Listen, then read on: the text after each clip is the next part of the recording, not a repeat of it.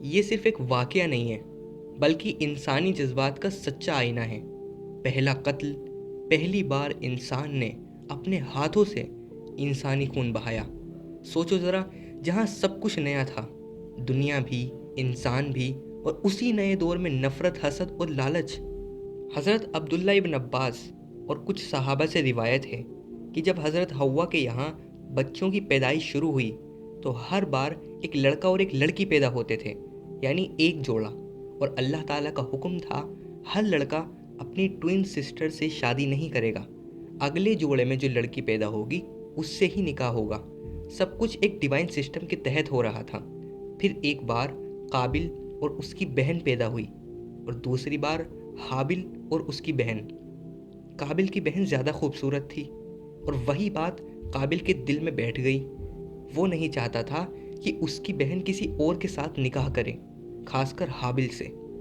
حضرت آدم علیہ السلام نے بہت سمجھایا، بہت پیار سے کہا، بیٹا یہ اللہ کا حکم ہے، اس میں ہی سب کی بہتری ہے۔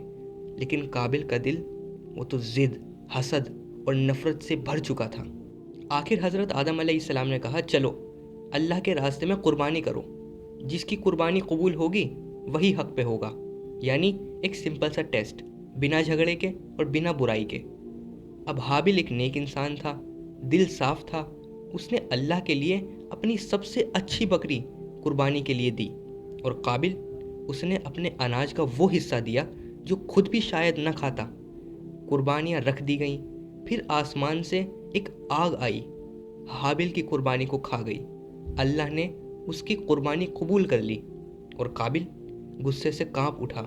حسد کا زہر اتنا بھر گیا تھا کہ اس نے اپنے ہی بھائی کو قتل کر دیا۔ بس سوچئے، ایک بھائی نے صرف خود غرضی اور ضد میں دوسرے بھائی کا خون کر دیا۔ یہ تھا انسانی تاریخ کا پہلا قتل، اور بات یہاں ختم نہیں ہوتی۔ قابل کو سمجھ نہیں آیا کہ حابل کی لاش کا کیا کریں، دفن کا طریقہ معلوم نہیں تھا۔ تب اللہ نے 2 کوے بھیجے، ان میں سے ایک نے دوسرے کو مار دیا، اور پھر زمین کھودی اور اس مردہ کوے کو دفن کر دیا۔ قابل نے یہ دیکھا اور آنکھوں میں آنسوؤں کے ساتھ بولا، ہائے، میں اس کوے سے بھی زیادہ بے بس نکلا، اپنے بھائی کی لاش کو دفن بھی نہ کر سکا۔ یہ صرف ایک قصہ نہیں ہے، یہ ہمارے اندر کے ایموشنز ہیں۔ رسول اللہ صلی اللہ علیہ وسلم نے فرمایا، جتنے بھی لوگ ناحق قتل کیے جاتے ہیں ان کا ایک حصہ قابل کی ذمہ داری میں لکھا جاتا ہے، کیونکہ پہلا قتل اسی نے کیا تھا۔ بس سوچیے، اگر قابل صرف اللہ کا حکم مان لیتا، صرف اللہ کا، تو شاید آج انسانی تاریخ اتنی خون سے نہ بھری ہوتی۔ یہ کہانی ہمیں صرف ایک سبق نہیں دیتی، یہ ہمیں ہلا کر رکھ دیتی ہے۔ کبھی کبھی ایک چھوٹی سی ضد، ایک چھوٹا سا ایگو انسان کو کہاں لے جاتا ہے اور کس حد تک گرا دیتا ہے۔